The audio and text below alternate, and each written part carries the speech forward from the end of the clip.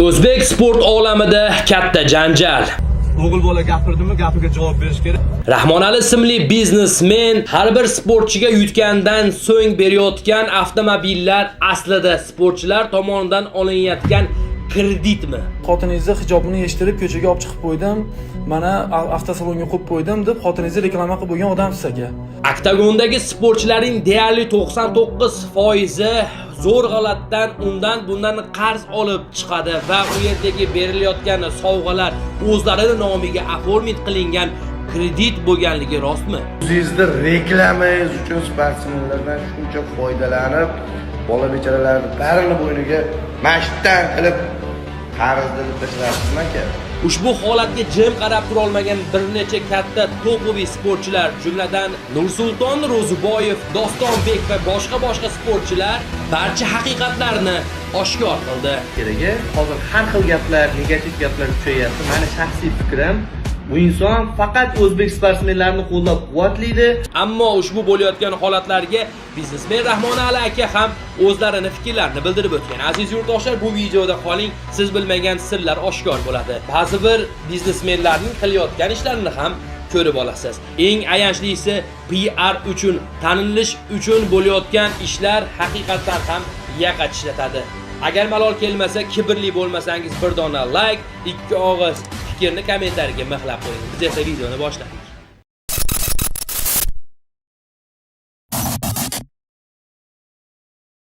Assalomu alaykum.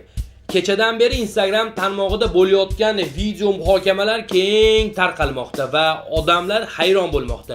Nimadan chiqdi? Nega sportsmenlar bir-birini tanqid qila boshladi, sirlarni oshkor qila boshladi degan fikrlar. Meni tushunishim bo'yicha Rahmonali ismli biznesmen, ko'plab blogerlar video qilgan, ko'plab sport ayni onda oxirgi paytlarda o'sha oktagonga homiy ham bo'ldi. Ba'zi bir sportchilarga berayotgan avtomobillari soxta. Jumladan Lacetti demaymiz, Gentra demaymiz deb Malibu yoki shunga o'xshagan katta qimmat mashinalarni berib, o'zini nomiga oyiga 8 milliondan kredit qilib berayotgani haqidagi videolar tarqadi. Va bu videolar o'zidan o'zi yoki jurnalistlar tomonidan emas, aynan sportchilar tomonidan tarqalgani sizni va bizni muhokamamizga sabab bo'ladi. Nursulton Ro'ziboyev va boshqa sportchilar bu narsaga jim qarab turmadi va qo'rqmasdan, puliga uchmasdan, biznesmenligiga qaramasdan o'zini fikrlarini bildirdi va bunga alohida respekt. Kelinglar videolar to'plamini birgalikda tomosha qilamiz. Marhamat. Hech qachon yolg'on ishlatmaganmiz, men o'zim chaqirtirdim ukamni. Aka xafa bo'lmang, chista bala bo'lakansiz. Borku biz sizni hurmat qilib podpiskalarni bosib, onasini ham sen sportsmenlarimizga yordami tegyapti. Yana ham ali g'alabaga bo'lgan ishonchini oshiryapti, mashinalar berib desa jalab Gentraga 8 million kredit chiqarib qo'yasiz aka, xudodan qo'rqmaysiz. Qanaqa bir ko't odamsiz aka. Alloh rozi bo'lsin. Gentraga 8 million kredit chiqqan bo'lsa, значит Malibuga 20 milliondan bo'yniga qarz dilib tashlayapsizlar ekanda bolalarni. Alloh rozi bo'lsin. O'zini manfaati uchun, o'zingizni reklamangiz uchun sportsmenlardan shuncha foydalanib, bola bechoralarni barini bo'yniga mashtan qilib qarz dilib tashlayapsizmi aka? Alloh rozi bo'lsin sizdan. Oxiratda mana shu bolalar siz bilan yakka-makka gaplashadi lekin. Rahmonali akani hamma tanisa kerak. Hozir har xil gaplar, negativ gaplar kuchayapti. Meni shaxsiy fikrim, bu inson faqat o'zbek sportsmenlarini qo'llab-quvvatlaydi, yurtdoshlarini boshqa davlat oldida, boshqalarning oldida hech qachon xafa qildirib qo'ymaydi. Adilxon и Saturn. Двое направляет.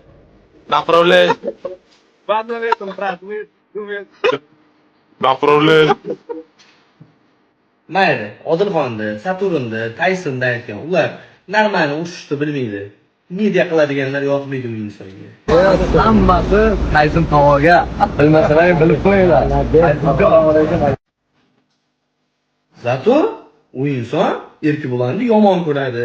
Erkibulanni kamarini O'zbekistonga olib kelmoqchi. Shuning uchun bayez qidirib, topib, Erkibulanga qarshi tayyorlayapti. Degan nima, muxlising degan nima? Fanat. Моим семье. Так любит тебя.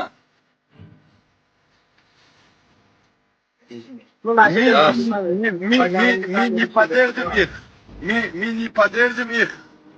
Xullas o'rtoqlar, hech qachon hech kimga ishonib, kimdir bizni podдержка qiladi, kimdir ko'taradi degan narsani xayolingizdan chiqarib tashlanglar.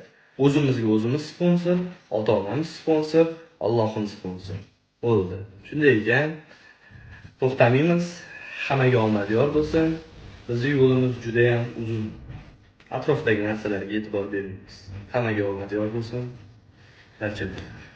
Odilxon ukamiz esa biz hech qachon hech kimga husumatimiz yo'q. Aytadigan gapimiz, siz ham trenddan qolmay debsizlar. Shu festdan bir foydalanay debsizlar, ukajonim. Omadingizni bersin.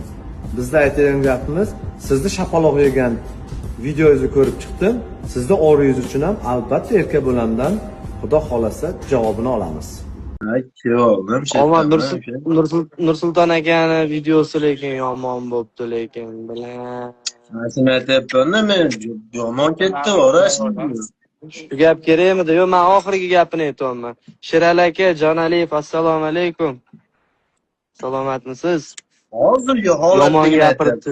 Hozir qo'ydim, mana shuni aytyapsizmi? De, shunaqa. Yomon gapirdi lekin. Bu aka qayerda gapiribdi, nima bo'pti? Intervyuda gapirish kerakda. Rahmonali aka, rosa yaxshi ko'ryapsiz. Meni u akangiz bilan ishim yo'q, to'g'risi. Meni aybim, aka, meni ham podдержка qiling. Menga ham $100 bering deb yoniga bormaganim.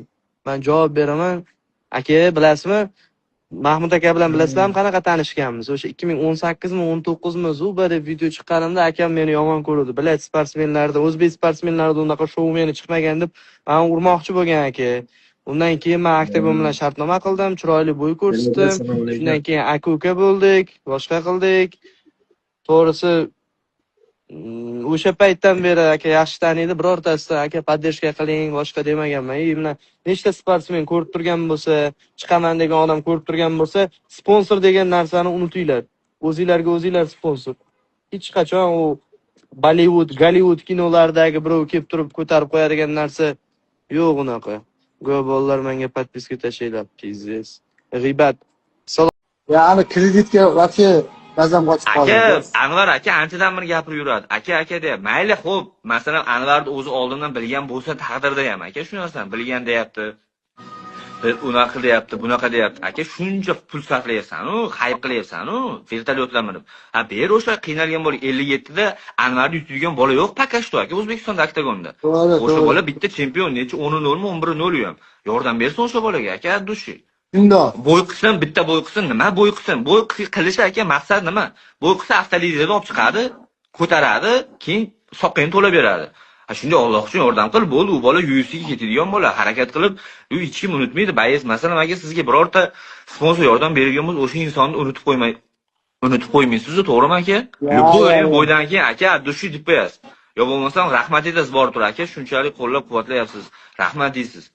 Bu qarochi bitta bo'y qilasan, bo'y yutsang, keyin qarochi yopib beraman bo'yini. Unaqa narsalar bo'lmaydi-da, to'g'ri kelmaydi-da. Qiynalib turgan haqiqatan dadasiga olib borib bergan aka bu narsani. 8,5 million kredit o'ylayapsizmi aka oyiga? Bejara olib Peterda yuribdi hozir. Peterda ham ishlayapti, ham turmushga qilyapti. Dadasiga mashina bildirib qo'ygan. Uyiga aka odam boradi, 10 kun kechikib qolsa, 5 kun kechikib qolsa, kredit to'ladi. Dadasi nomiga olingan, dadasiga telefon qiladi. To'ling kreditni deb aka. Xo'p, yana hozir bitta video ko'ryapman. O'sha kuni Taysonda oyoq kiyim yo'q qolganmi, nima bo'lgan?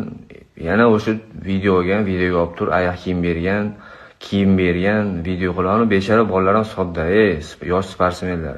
Sizlar hammamiz o'g'il bolamiz, chestimiz bor-ku, ozgina haligi $100, $200, $500 ga uchib, unaqa har xil narsalarga aralashavermanglar. Biz harakat qilyapmiz shu MMA sportchilarini hurmat olsin, sal bo'lsa ham bu hurmat qilsin xalqimiz. U mongaylar ozgina bitta videoga tushib bersa, videoga tushib nima qilsa aytganini qilavermaysiz, sal ishlatinglar bu kallalaringni. O'zlaringda ham ayb bor, o'zlaringda demay, o'zimizda ham ayb bor. Shu mana shunday videolisiga tushib berib, nima desa akamsiz deyish, bu noto'g'ri narsa. Anvar Abdullayevni Rahmonali aka bilan ana bo'lib ketgan qarochi to'palayni bugun videosi mana olyapmiz. Xudo xolasa bugun chiqadi. Hozir hamma haqiqatni ochiq oldin erkakcha aytiladi. Qarochi kuzatib boringlar. Inshaalloh o'tiribmiz akalarim bilan. Xudo xolasa endi kartalovchilar. Bir ikki uchta bayis bolalar men haqimda gapirib chiqyapti. Аккуратный, скромный, dostoyn, normalniy bayislar video qilishdan oldin so'rab oladi boshda. Gapni so'rab olib, qayerga yetib, keyin video обращение qiladi, keyin video qilib chiqish kerak-da. Konkret mujik bolalar bo'ladigan bo'lsalaring, davay men bilan uchrashinglar. Direktlaringga yozdim ham, javob yo'q. Telegramlaringga ham yozdim ham, javob yo'q. Uchrashib olaylikda, gaplashib olaylikda. Men bir ko'rsatadigan narsalarni ko'rsatayda, bir uyalib qolinglarda. Bitta uzr aka, noto'g'ri qilibmiz deb turib, bitta video qilib qo'yinglar. Ular o'g'il bola gapirdimi, gapiga javob berish kerak. Shuning uchun men agar kimgadir va'da bergan bo'lsam, ustidan chiqmagan bo'lsam, davay menga bitta keltirib beringlar, men uzr so'rab chiqay. Agar menga keltirib bera olmasalaring, uzr so'rab chiqasizlar. Bo'ladimi? Abetdan beri men telefon kutaman, bitta normalniy mujik, hali festa chiqib mujiklik qilasizlar-ku. Ba'zi bir qo'shtirnoq ichidagilarga tegishli, shunaqa qilib bir aloqaga chiqinglar, kutyapman-sizlarni, jigarlar. Agar gapirgan gaplaringga destva qilib, gapirgan gaplaringga javob berib, sizlar haq bo'lib chiqadigan bo'lsalaring, mana shu jentrani padarka qilib yuboraman. Agar o'g'il bola bo'lib, erkak bo'lib gaplaringga javob bera olmay qoladigan bo'lsalaring, ikkita odam qo'yamiz, men tarafda, ikkita odam qo'yamiz sizlar tarafda, ikki taraf eshitib ko'riladi. O'shandagina bir qarorga kelinadi, kim to'g'ri, kim noto'g'ri. Agar noto'g'ri gapirib qo'ygan bo'lsalaring, xalq oldiga uzr so'rab chiqasizlar. Mujiklar, qanisizlar? Mana shu jentrani padarka qilib yuboraman. Agar gaplaringga destva qila olmasalaring, yoniga bitta jentra qo'yib qo'yasizlar. Bormi mujik gapirib chiqqanlar, kutib qolaman sizlardan. Haytda esa bosib yotibsizlar. Bizga kontent kerak bo'lsa, biz bayeslardan foydalangan emasmiz. Oldindan rahmonali bo'lib kelganmiz, hozir ham rahmonali bo'lib yuribmiz. Prosta ba'zi bir xotinga o'xshaydigan bolalarni deb turib, ba'zi bir yordamga muhtoj sportsmen ukalarimizni yordamimizdan qo'limizni sovutib qo'yapsizlar. Odilxon ukamiz esa biz hech qachon hech kimga husumatimiz yo'q. Aytadigan gapimiz, siz ham trenddan qolmay debsizlar. Shu fesdan bir foydalanay debsizlar, ukajonim. Omadingizni bersin. Bizda aytadigan gapimiz, sizni shapaloq yegan videoyingizni ko'rib chiqdim. Sizni oringiz uchun ham albatta erkak bo'landan Xudo xolasa javobini olamiz. Qarorchi bundan oldingi qo'ygan istoriyalarimda bir ikkita sponsorchalarni gapirdim.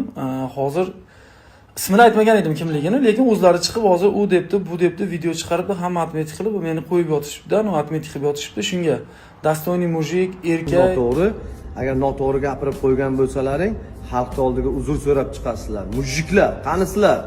Mana shu jentrani padarka qilib yuboraman. Agar gaplaringga destva qila olmasalaring, yoniga bitta jentra qo'yib qo'yasizlar. Bormi mujik gapirib chiqqanlar, kutib qilasizlar. Bunaqa gaplarni gapirish sizga emas aka. Bu birinchidan. Nimaga siz parod qilib bo'lgansiz. Siz xotiningizni hijobini yechtirib ko'chaga olib chiqib qo'ydim, mana avtosalonga qo'yib qo'ydim deb xotiningizni reklama qilib bo'lgan odamsiz aka. Shu gaplarni gapirmay dedim. Indamay turdim, yana o'zingiz boshladingiz aka. Ha xo'p, akalarga chiqibsiz. Rashid akalarga chiqibsiz, telefon qilishni boshqa qildi. Ha bo'ldi, bu videolarni chiqarishingiz shart emas edi. O'zingiz chiqardingiz, gapirdim. O'zingiz gapingizga atvet bu. Erkaklik, dostoyniylik to'g'risida sizga emas gapirish. Siz o'zi reklama qilib bo'lgansiz xotiningiz aka. Shuning uchun aka, bunaqa gaplaringizni yig'ishtiring. O'zingizni bilib ishingizni qiling. Sizdan oldin ham biz ham bo'lganmiz. Siz endi 1-2 oy bo'lib chiqqaningizga aka bu ishlarga, sportga aralashganingizga. Sog' bo'ling. Ushbu holatda albatta sportchilar ikki tarafga bo'linib qoldi. Kimlardir biznesmen tomonidan olsa, yana kimlardir o'sha ba'zi bir sportchilarni, ya'ni sharoit tomonidan kreditlar berib qo'ygan sportchilarni tarafini olishdi. Nima bo'lganda ham aziz yurtdoshlar, bu holatga siz ham ikki og'iz fikr yozishingiz mumkin. Berilayotgan sovg'alar, berilayotgan o'sha hadiyalar rostdan ham soxtami va buni kim nazorat qiladi? Fikringizni esa kommentariyada kutib qolamiz. Ko'rishguncha xayr. Salomat bo'ling.